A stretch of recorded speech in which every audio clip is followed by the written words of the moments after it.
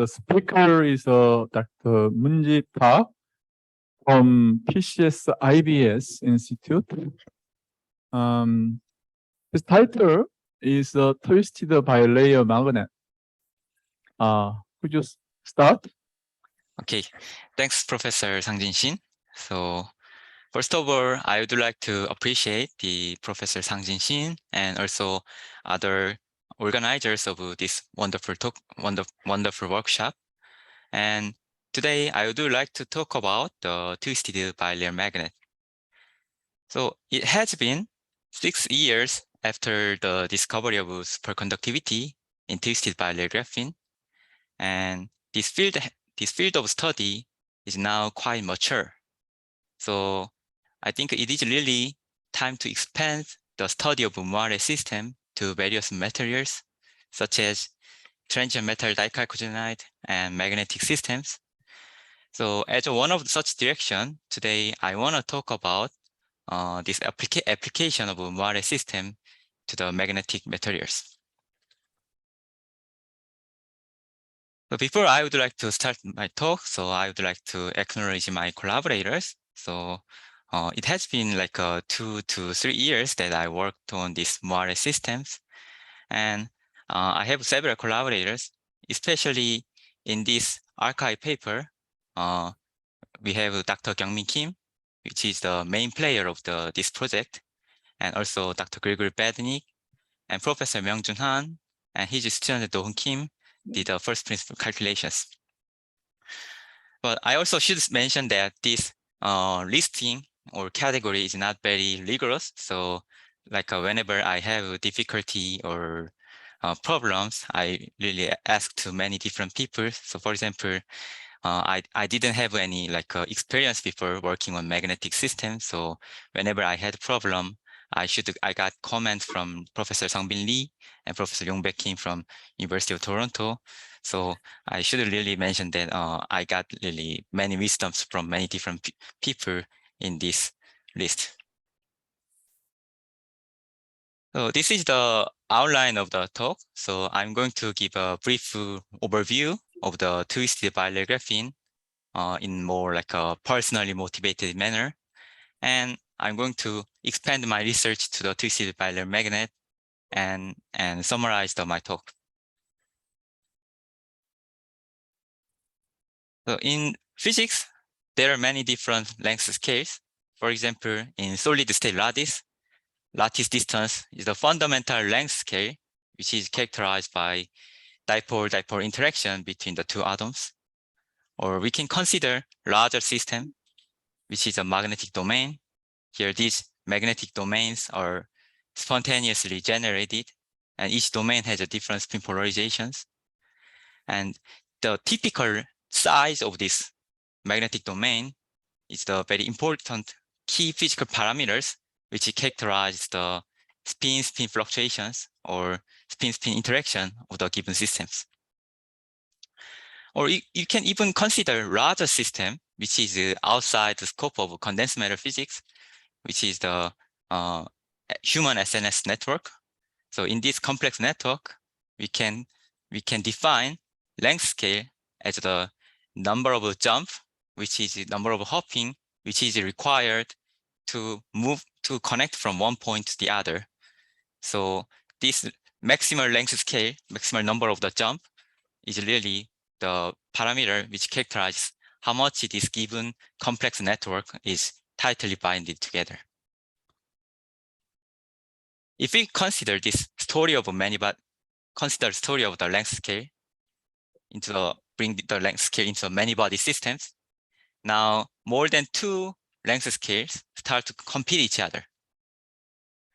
The typical solvable example is the 3-dimensional Fermi gas with the attractive interactions. So this is well-known as a BCS-BC crossover. So here we have 2 different length scales. One is the interparticle distance, which is given as a 1 over Fermi wave vector, and another one is the binding size. So depending on which one is the dominating, the ground state nature is very different. For example, where the binding size is smaller than interparticle distance, which corresponds to the low electron density limit. In this case, we can consider the pair of the electron as a composite boson. And in this effective picture, the parent state is given by the Bose gas or Bose liquid, while the ground state is given by Bose-Einstein condensate. On the other hand, in the opposite limit, where the binding size is larger than interparticle distance, we cannot consider this system as an effective composite boson, and fermionic nature is well restored. In this case, parent state is just normal Fermi gas or Fermi liquid. Nevertheless, these two electrons are still weakly paired each other, so the ground state is given by BCS ground state. So depending on the which length scale are dominating each other, we find a very different picture of describing the ground state nature. Of course, I should mention that this is not the phase transition, it's just crossover. But here we can probably think of an important slogan that we have two competing length scale. One is the interparticle distance, another one is the binding size. So interparticle distance can be considered as an effective kinetic energy, where the binding size is the effective interaction. So there are competition between the two energy scale or two length scales. In contrast to this fermionic gas, in the solid state lattice, we usually consider we have a fixed lattice distance. Nevertheless, if we were to consider two misaligned lattice of two misaligned equivalent lattices, this beautiful Moire pattern occurs, and Moire lattice spacing emerges. So this Moire lattice spacing can be controlled, and it can increase up to infinity in principle by infinity by changing the twist angle. And by changing this twist angle, we can engineer the material property we would like to derive. So this new emerging field of the material engineering is now called as a Moire engineering, or sometimes twistronics. So this field has been sparked by the discovery of the superconductivity in twisted Bile graphene, and it is now expanded to many different materials, such as photonic crystals or acoustic materials, or even like Moire circuits. I find this acoustic material is quite interesting because here people usually attach the two metallic plate, and they can rotate one of the layer, and they can generate the flat band and destroy the flat band or something like that. The reason why I introduced these many systems is that we have now this movement of expanding Moire systems to the various material. The main goal of this talk that I want to convey is that here I would like to clarify the competing scale of the Moire materials or Moire system, and generalize this theory into the spin system, which I call as a twisted bilayer magnetism. And this is another motivation of my work. So more focused on the magnetism community. So it has been this fabrication of the twisted bilayer magnet has been succeed in this year, 2022, also last November. So after this first fabrication of the twisted bilayer magnet, I expect that this field will be expanded more. So I would like to give a theoretical guidance before the experimentalists start to work on this project, work on this field. So this is the motivation.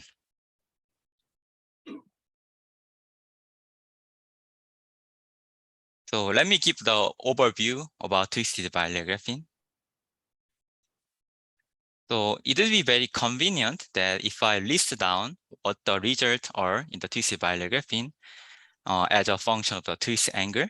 So at the zero angle, we have this bilayer graphene, which is well aligned. And let's imagine now we rotate one of the layer, and this Moire pattern, Moire superlattice start to emerge. It was remarkable that exactly 1.1 degree, which is now what is called as a magic angle.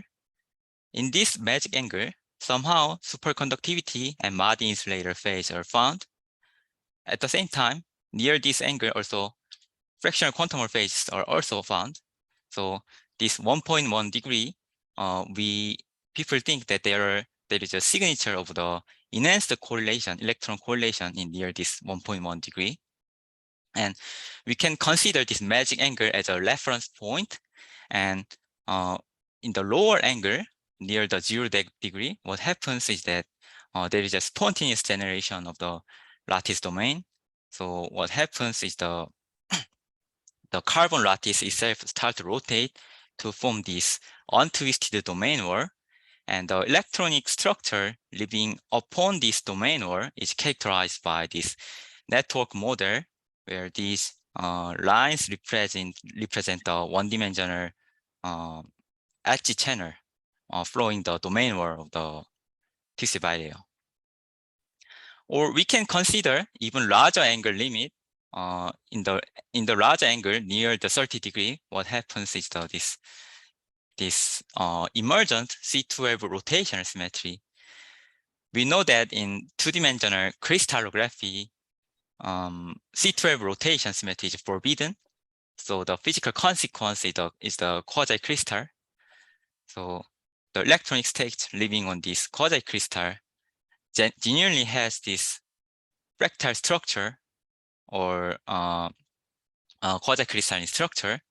So we could verify that this electronic structure of the quasi-crystal is characterized by multifractal nature, which has a similarity with the three-dimensional Anderson localizations. So this is the wave function in the three-dimensional Anderson localization, and this is the wave function in this 30-degree quasi-crystals. Among these many different phases, interesting phases, of course, people are interested in this enhanced correlation effect about the superconductivity. So I would like to discuss about this origin of the superconductivity in this talk. So origin of the enhanced correlation between the electrons are now well understood. And what happens is that when we have these two Dirac from the top and the bottom surface, and when these two layers of the graphene start to interact each other, and at some fine-tuned value, what happens is this flat band emerges. And this flat band is a really point where the magic angle occurs, 1.1 degree. And as a consequence, we find the superconductivity and Madi insulator phase. So we can again think about this slogan here that we have this competition between the interaction energy driven by electron correlation. Here it is microscopically Coulomb interactions. And another counterpart is we have a kinetic energy, which is characterized by flat band. So in conventional strongly correlated electron system, the paradigm was to looking for the material which has a strong many-body interactions. But twisted bilayer graphene gives a different point of view. Here we can realize the flat band, and flat band reduce the amount of the kinetic energy compared to the interaction energy. So as a result, we can realize the interesting correlated phenomena at this magic angle. However, this story has one big problem. The problem is okay, we have this flat band, but we know that flat band is really nothing more than isolated electron atomic limit, where the electron cannot hop to the other side anymore. So how can this atomic limit can carry the superconductivity if we don't have any electron carrier? So that is the really one big problem, theoretical dilemma in the twisted bilayer graphene. And I would like to also clarify what's going on in this system. Another important feature of twisted bilayer graphene is its topology. So let me draw what happens in the zone folding of the Moire zone. So here, this large solid hexagon is the Brillouin zone of the monolayer graphene, and this small hexagon is the Brillouin zone of the Moire twisted bilayer graphene.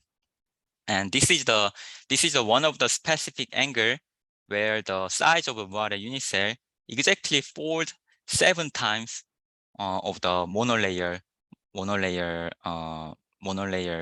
Brillouin zone. So here, the size of Brillouin zone exactly folds the odd times, which is the 7.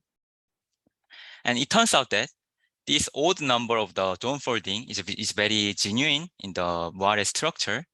For example, we have this 7 times folding structures.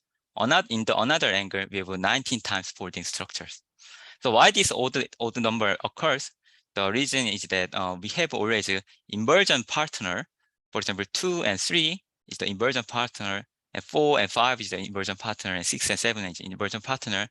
And at the last, we have the remaining center Brillouin zone. So as a consequence, we can show that all the commensurate angle of the twisted bilayer graphene fold odd times.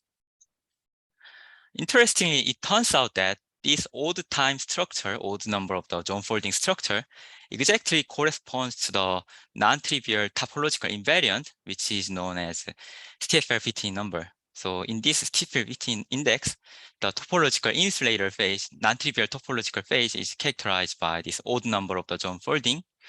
And the physical consequence is this emergence of the corner mode. So in the 2-dimensional material, we have this 1-dimensional boundary mode, but in what happens in this twisted bilayer graphene is that we have this 0-dimensional mode, which is 2-dimensional lower. So this kind of topological phase is now called as a higher order topological insulator. So this is the picture of the topological corner state. So after I published this paper, I got several criticism that from community, you're too mathematical and this is too abstract. So I decided that, okay, why don't we just demonstrate a simpler picture? So why don't we just write one more paper demonstrating the simpler picture? So we have proposed a Gandan-Ken experiment of the twisted bilayer graphene to give a simpler picture of what's going on. So in twisted bilayer graphene, intra-layer coupling is way larger than interlayer coupling because it's a van der Waals material. But in my Gandan-Ken experiment, we adiabatically increase the interlayer couplings. Okay. And what happens is that if we increase the interlayer coupling, the magic angle, the value of the magic angle will be also changed. And it turns out that as I increase the interlayer coupling, the magic angle also increases. And exactly at the point where the interlayer coupling strength and intralayer coupling strength match each other, we can make the magic angle around the 30 degree. And I will show what happens in this 30 degree magic angle. So this is what's happening in the 30 degree magic angle. Here we have this hexagonal center of the twisted center, and red and blue represent the positive wave function and the negative wave functions. And we have this standing wave formed inside the twist center. And this alternating sign of the wave function, the nature of the standing wave, now give rise to a destructive interference, which blocks the hopping to the outer sides. So at this 30 degree magic angle, we realize this Aronson-Bohm case. So this is the really physical mechanism why the flat band occurs in the twisted bilayer graphene. More interestingly, this twist center corresponds to the non-trivial Barnier center. So this is the schematic view of the Moire unit cell, and this red mark represent the where this twist center occur, and this Barnier position corresponds to the non-trivial Barnier center, which gives rise to topological picture. So we can show that whenever we have a wave function localized at this center, if we make this open boundary condition, then this wave function shows a fractionalized charged corner state. So by doing this Gendanken experiment, we could show that this R-norm case gives rise to a non-trivial topological flatband. So if people ask me again why this flatband of the twisted bilayer graphene is topological, then now we clarify.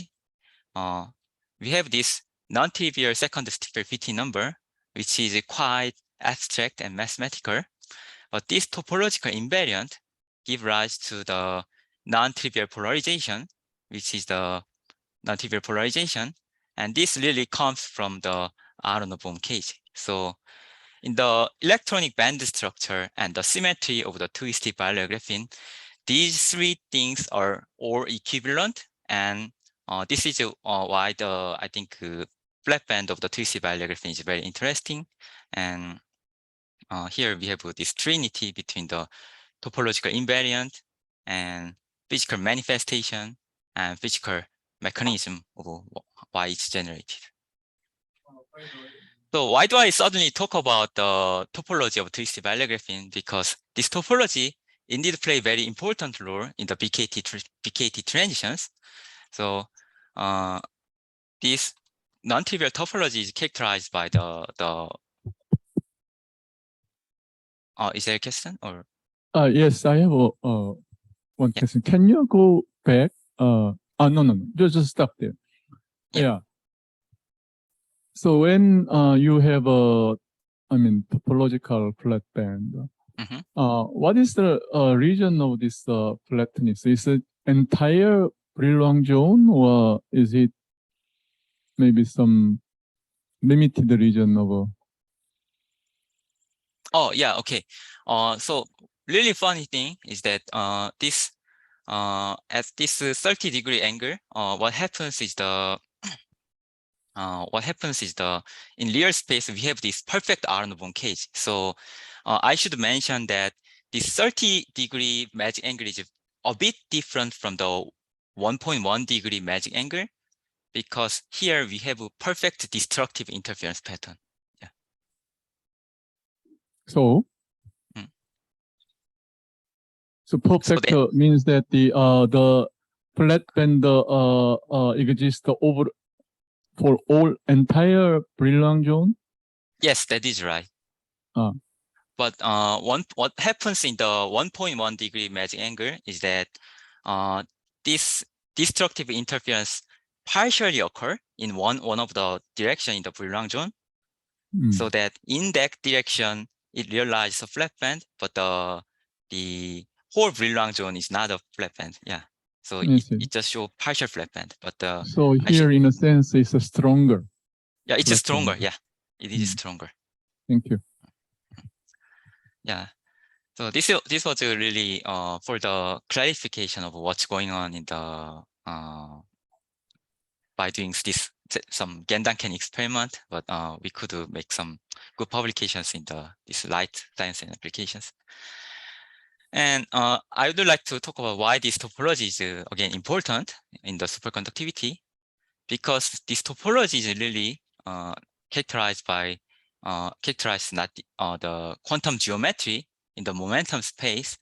And if we just Fourier transform this quantum geometry, it is quite abstract, but we can show that this Barnier function localization has a theoretical minima, which is given by the Bile curvature. So the story is the following: if the flat band is topological, which has a non-trivial Bile curvature, then it has an obstruction to the localizations. So even though we believe that it does conventionally believe that these localized wave functions are like the flatbands are have a localized Barnier functions. But if it is topological, there is a theoretical minima in these localizations. This obstruction to localization give a very important contribution in the BKT temperature. So in the BKT temperature is proportional to the superfluid's toughness. So if we just naively consider the flat band, then this toughness will vanish.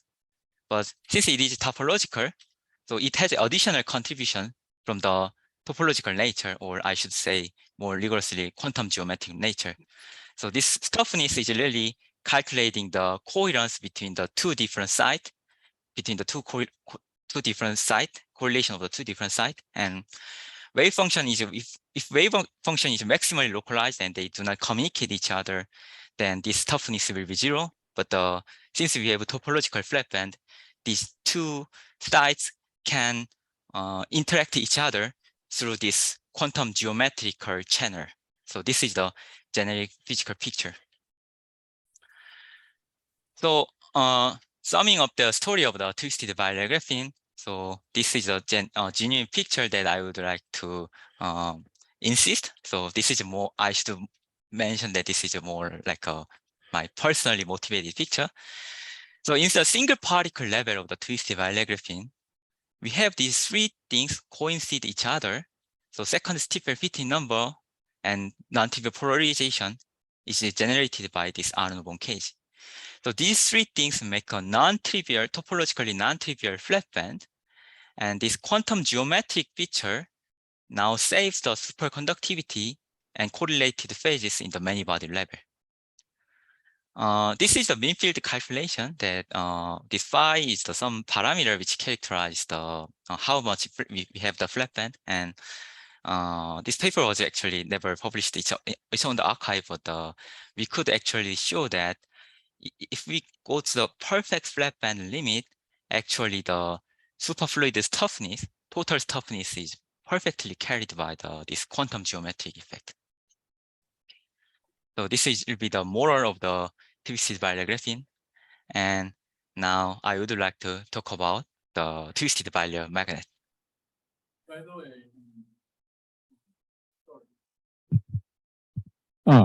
yeah, a question. Yeah. But the presence of extra piece of the the superfluid doesn't really answer to your original question, I guess. That is, you asked that just a flat band means just it doesn't move, right? Right. So how can it move now with the presence of this okay. extra superfluid? Oh, okay. So this what happens is that it moves.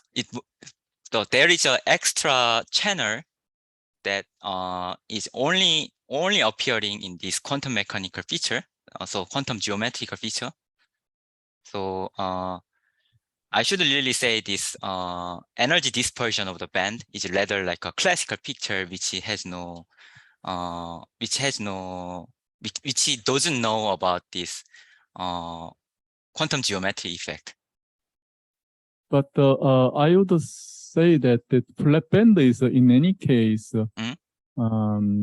instability whenever it is the relevant to the charge carrying near the Fermi surface. So that I would say that maybe this instability should be resolved somehow. Yeah.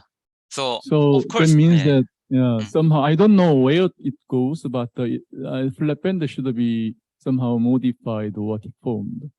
What do you think? Flat band. If we consider like a non-perfect flat band, of course there will be some like a leakage of the current, which can still drive the superconductivity. But the important message here is that if we naively calculate the scale of the superconducting temperature, they still do not match each other. Yeah, So, right. But so I just yeah. what I want to say Uh, is that somehow it should be uh. able to move. That's what I mean. And that was your original motivation, I thought. Yeah. That is right. So I guess that this flat band instability should be somehow resolved, which means that flat band should be also deformed. Although I don't know how it deforms, but Yeah, so it should deform by some instability. The point I'm mentioning is that there is no instability if we consider the trivial flat band. Because the reason is that if we were to calculate the toughness is already 0, so there is no instability. I can say again, in which case there is no instability? In the trivial flat band, if we were to calculate the instability by calculating the BKT temperature, that is You mean still 0. trivial means atomic? Yeah, in the atomic limit, yes. Oh, okay. Yeah. Yeah, Okay. yeah. I should probably make some clarification. So the what I mean by the trivial flat band is the atomic limit, and the topological flat band is the something like a Kagome. So Kagome is already non-trivial flat band because it has a quantum geometrical effect. And what I'm saying here is that this twisted bilayer graphene also has a similar effect like a Kagome.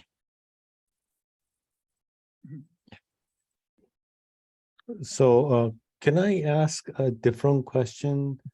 So when Yes. you have this topological flat band, maybe not all of the states are localized. Maybe at least there's one state which is delocalized. Oh, right. And that's why the stiffness can remain non-zero despite the group velocity being 0 everywhere. Right, that is exactly the picture. Yeah. Okay. Yeah. Thanks for the clarification. Yes. Okay, so if we don't have any more question, then let me move to the twisted bilayer magnet. Okay, so the material we are interested in is this Chromium Triode. This material is very popular in the two-dimensional magnetism society. So let me give very brief teaser about what this material is. So we can naively consider this as like a graphene in the magnet. So iodine is basically non-magnetic atom, so we can ignore them. But the chromium is what carries the local moment, and this chromium form a honeycomb lattices. So it's really like a graphene in the magnet. And this system can be characterized by simple Hamiltonian, and the simple Hamiltonian is that we have a intra-layer coupling, which couples ferromagnetically, and small single ion anisotropy, which prefer G-axis in the ferromagnetic phase, and we have additional inter-layer coupling. But what's more a bit complicated than graphene is that this interlayer coupling changes the sign. So it turns out that it has been shown that in the experiment that depending on the stacking structure, we can have either interlayer ferromagnet or interlayer anti-ferromagnet. So this in R3 bar phase, which is the bulk phase, we have an interlayer ferromagnet, and in the bilayer phase, C2 monoclinic phase, we have this anti-ferromagnetic phase. So if we consider like a continuous shift of the stacking structure, we can think of this is the DFT calculation. We can think of this change of the sign from the anti-ferromagnetic region to the ferromagnetic region. Now question is, what happens if we twist this bilayer of the magnet? In the case of the graphene, there was a reference, so people can just take the effective model. But in the case of this magnetic material, there was no reference. So Professor Myung-Jun Han and Dong Kim did a very extensive calculations. So what they did is that they they slide each of the atoms and calculate this interlayer change of the interlayer coupling in very atomic scale level.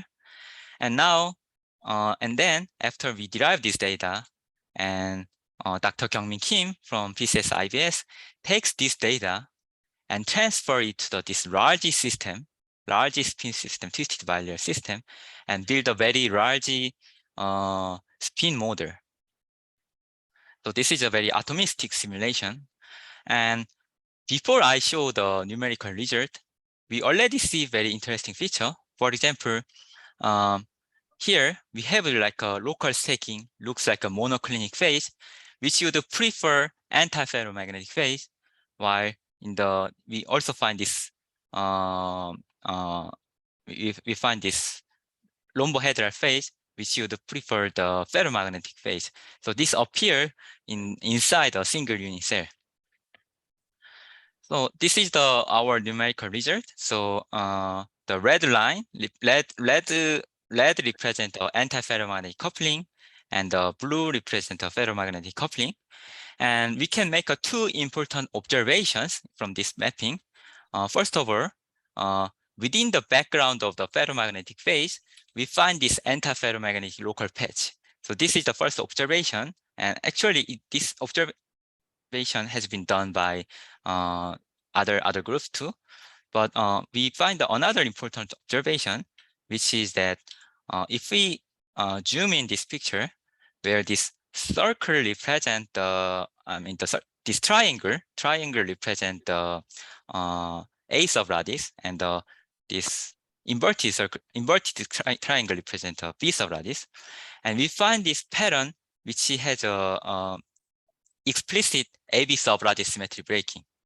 Okay, so there are naively like three different regions where AB sublattice both interact antiferromagnetically, and this region A sublattice only interact antiferromagnetically. Here B sublattice only does.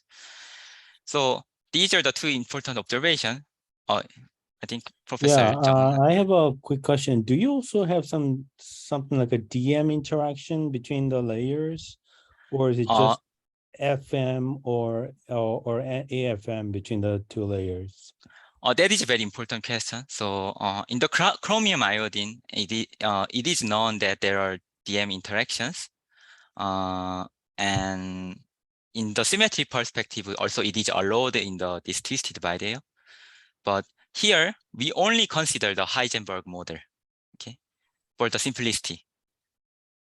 For simplicity, okay. Yeah, for the simplicity. But I will show that, this is like a spoiler, but I will show that even though we only have the Heisenberg interaction, we can have the chromium phase. That's the spoiler, but I just somehow wanted to say that. Okay. Yeah. So these are the two important observations, and especially the second point has not been reported before, and it only appears in this atomic stick level calculation. And as I mentioned to the Professor Jung Han, this AB sublattice symmetry breaking will play a very important role in the magnetic ground state. So this is the basic phase diagram. We performed like a 1-year Monte Carlo simulation. So this is a function of the twist angle from 1 degree to 7 degrees. And we changed the intra-layer coupling because we wanted to understand more qualitative nature. But here, this blue line 2 is really where the chromium iodine 3 lies. So if we take this line and see what happened, and we have 3 different phases. One is MD, NCD, and collinear ferromagnetic phase. So don't worry, these are just names that we have named. So NCD means non-collinear domain, and MD means magnetic domain. So for the visuality, this is like what's happening. So in the ferromagnetic phase, where the large angle occurs, these 2 layers are just aligned in a ferromagnetic way, which is the most trivial. But if we lower the angle where the non-collinear phase occur, in the ferromagnetic region, these 2 layers are coupled ferromagnetically, But inside the antiferromagnetic local patch, what happens is that these two spins make a pi/2 90-degree rotation to the opposite direction, so they can form this antiferromagnetic local region inside each other. If we lower the angle more, we find this MD phase. This is different from the NCD phase because rather than two layers are rotating each other, only one of the layer make a pi rotations. This phase occur because there is a single anisotropy which prefer to the G direction. So eventually what spin prefers is a spin prefer to align in the G direction rather than these azimuthal directions. So this is a cartoon picture, and more realistic simulation, what we derive is the following. So we have this bilayer sample, and we find this. This is the picture of the magnetic domain phase, and we find this spontaneous generation of the magnetic domain. And inside the domain, if we lower the intralayer coupling, we find this interesting SK phase. The SK phase is nothing more than Chromium. So what happens is that in this magnetic domain, if we explore what's happening in the azimuthal direction, there is a non-trivial winding of the spin, which is characterized by non-trivial Chromium number. Okay, this is quite counterintuitive from compared to the conventional Chromium, because in conventional Chromium, the standard recipe of making Chromium is that we need exchange coupling and plus DMI interaction, or sometimes magnetic field. But in this twisted bilayer magnet, what we realized is that we only have exchange coupling, but this modulating interlayer coupling has this sub-lattice symmetry breaking. In the symmetry perspective, that acts as an inversion breaking field. Okay, so that substitute the role of the DM interactions in the symmetry perspective. So it makes the spin to prefer wind around the azimuthal directions. So this is the quite counterintuitive case about the Chromiums. And this is the numerical result. And we also but we are theorists, not just like a computational theorist. So probably we want to understand what's going on, why this magnetic phase transition occurs. So the reason of this magnetic transition, the basic mechanism relies on the geometry of the Moire superlattice. So as a function of the twist angle from 0 degree to 60 degree, I calculate the size of the unit cell. And Moire unit cell has a general tendency that as we lower the twist angle, the size of unit cell starts to diverge. In terms of magnetic structure, what happens is that, okay, we have this antiferromagnetic local patch, which follows the interlayer coupling, which follows the area law. And we have this gradient energy cost, which follows the length law. Okay? So even though we start from the very weak interlayer coupling, if we lower the twist angle, this area law will eventually dominate over the length law. So when this area law dominates the length law, the non-collinear magnetic phase can occur. So this is very important for the perspective of van der Waals material, because in van der Waals material, interlayer coupling is very weak. But what this implies is that whatever weak interlayer coupling we started with, we can choose the sufficiently small angle to make these non-trivial, non-collinear magnetic transitions. Okay, so this is the probably important competitions in the Moire magnet. This was a qualitative point of view, and I would like to discuss more analytical result, more rigorous result. So to understand the nature of this magnetic phase transitions, so we perform the continuum model Lambda theory. So here NL and NT represent the spin of the top layer, and B represent the spin of the bottom layer. And we have very simple free energy, which has a kinetic term here, single ion anisotropy, and just interlayer coupling. And we write down this simple continuum ansatz, which represent the tilting of the spin angle. And we can perform the Lambda theory and expand our free energy in terms of this tilting of the spins. And pretty much everyone knows, we can do this is like a continuous phase transition of the Lambda theory, and we can just calculate the critical value of this tilting value. And this black line is the analytical result we derived, and this point represents the Monte Carlo result, and we could match these two results very well. So we kind of know that this ferromagnetic to non-collinear domain phase is characterized by continuous phase transition. We can do more for the NCD and MD phase. So we have I will not go into the detail, but we write down more general answers, and then we expand the theory, and then we can show the first order phase transition from the NCD to the MD phase.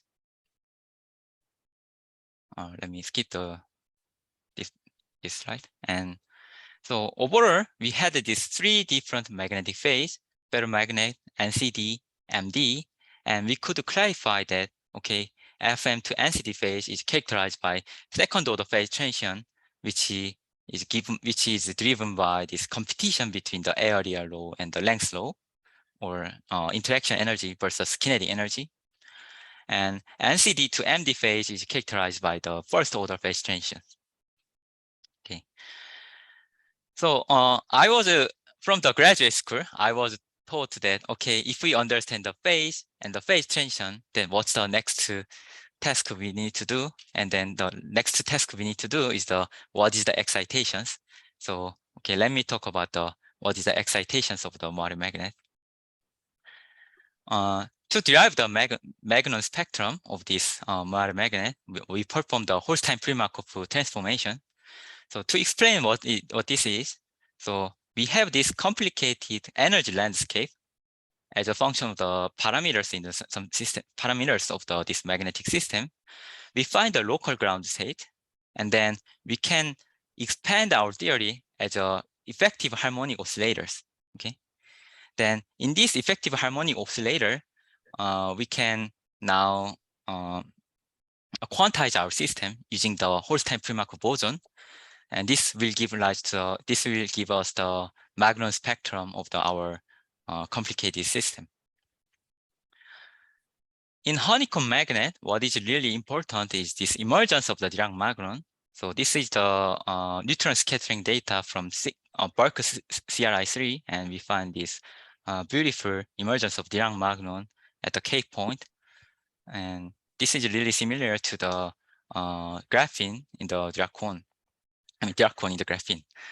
And this Dirac cone of the graphene is known to characterize by the pi vary phase, which is protected by inversion times time reversal symmetry. This symmetry gives rise to the quantized pi vary phase. However, in the Magnon society, it was not very well known what protects this Dirac Magnon. So here we show that Dirac Magnons are protected by coexistence of the three symmetries. One is the U1C symmetry, which is protected by the collinearity. And another one is the U1 valley symmetry, which is the effective decoupling between the valley. And there is another crystalline symmetry, C2G, which plays a role of the inversion symmetry. So only when we have these three symmetry, coexistence of three symmetry, these Dirac Magnons are well protected. So if we break one of them, we can realize the gap depth phase. So we calculate what's happening in the Magnon spectrum in the twisted bilayer magnet. So as a function of the twist angle, this is the interlayer coupling J, and we find a very different Magnon gap. So for example, this red region is Magnon gap characterized by broken Yuan Bailey symmetry, and this white. Yes, Professor Jong-han. Yeah, I'm not exactly sure what's the Hamiltonian you're using to do this Hostin-Primakov analysis. Oh, okay. This one is really, we took this atomic stick level spin model, which has like 1,000 of spin atoms Yeah. with the Heisenberg interaction. And we did calculation in very first principle manner. What I mean by first principle manner is we just take the, we never did any effective model approach. Okay. Yeah, but so that means your Hamiltonian consists of a unit cell with maybe hundreds of atoms. Right. And then you do a Hostin-Primakov theory of that Hamiltonian? Yeah, that. Which means you end up with literally hundreds of Magnon bands? Yes, that is right. So it was, I should say, this is a quite extensive calculation we did. Wow. Yeah. Okay, yeah. That's why we could have got this phase diagram. Otherwise, if someone used the effective model, they cannot make this kind of a phase. Yeah. I should do more like advertise what I did, but I should mention this was quite good for you. Ignorant calculation because I never used any clever way, but it is very extensive calculation. Yeah. So we could draw the Magnon gap, and we find these two different Magnon gap with two different physical origin and two different symmetries. And as a topologist, I was educated that, okay, we have this gapless Dirac cone, and if we gap out this system by different symmetry, then it realizes different topological phases. So I'm now showing that, okay, these different phase diagram will correspond to different topological magnons. So Dirac magnon, as I mentioned, is characterized by these three different symmetries. For example, we can consider invergent symmetry breaking. Then what we realize is actually, we can make an analogy between the electronic structure and Magnon structure. So if we break the C2G breaking, then this is really corresponds to the HBN, which has a trivial mass gap. But we can realize, for example, if we introduce some DME interactions and break the effective time reversal symmetry in the Magnon, then we can realize this effective Haldane model.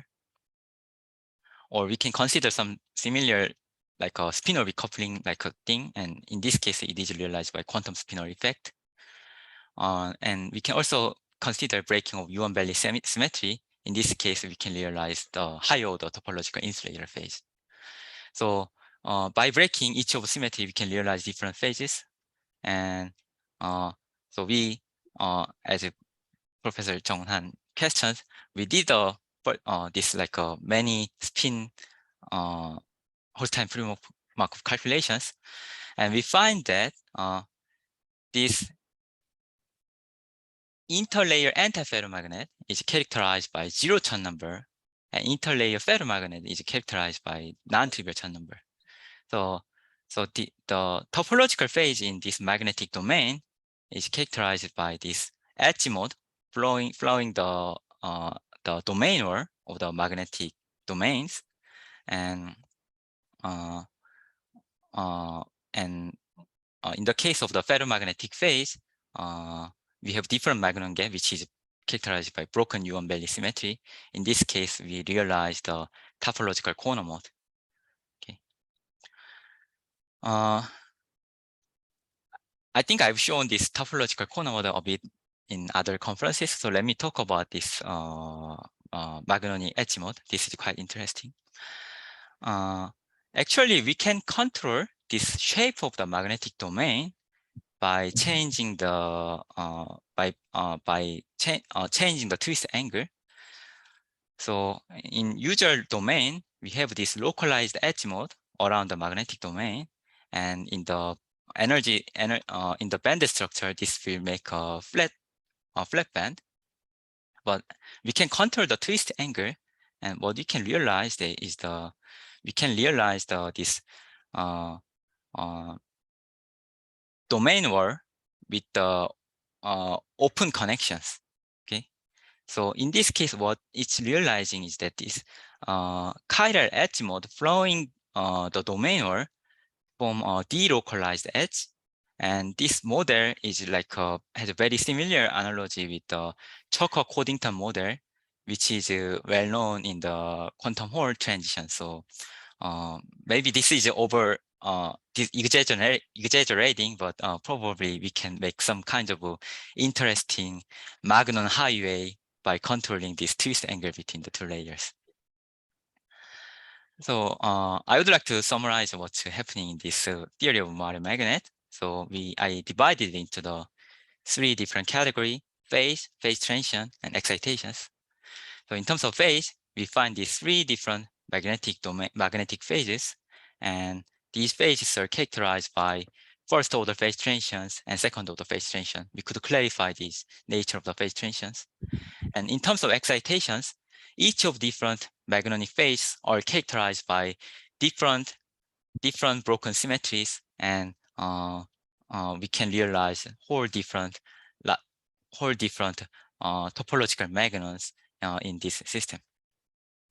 So this was the overall story about the Moire magnet, and let me spend the last few minutes for talking about what would be my future direction. And so this was a quite extensive calculation and really extensive Monte Carlo method. So but we have successfully developed this method, and now we would like to extend this theory into various magnetic materials. So the example we are now considering as a next step is this alpha ruthenium chloride. In this material, we have this non-trivial ketide term, and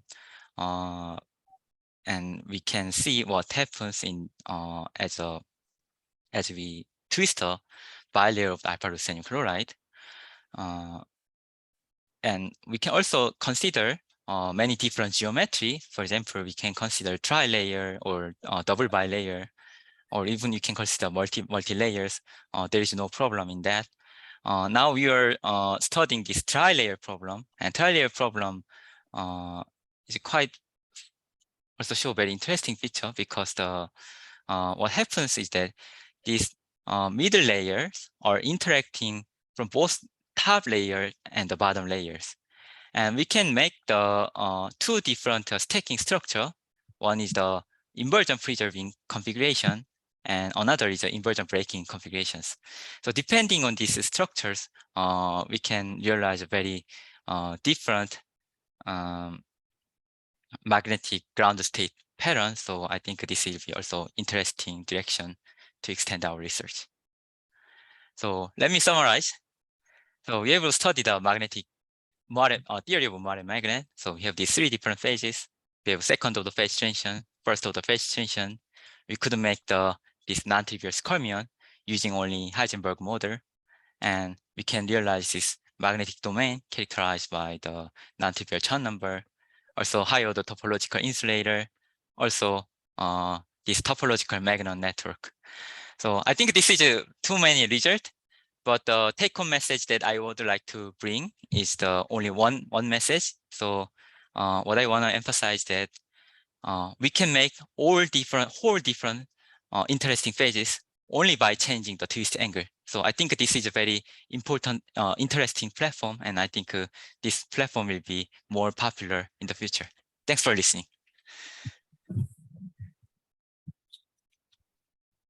All right. Thank you for a very interesting talk. Is there any question? Yeah, I have one question. I remember that in the context of a twisted bilayer graphene, yes, there was a formula telling us the length scale, Moire length scale, as a function of the twist angle, and it diverges as something like 1 over the twist angle. Yes, that is right. Actually, So, that is right. Yeah, so I'm wondering why there is no such analogous formula in the case of a twisted magnet. Oh, okay. this is the same hexagonal structure. So in terms of that, it follows the same formula.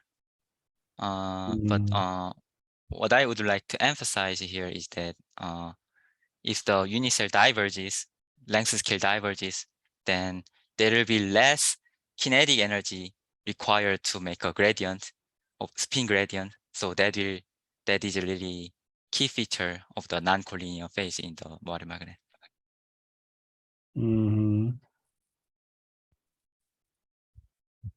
Okay. Any other question?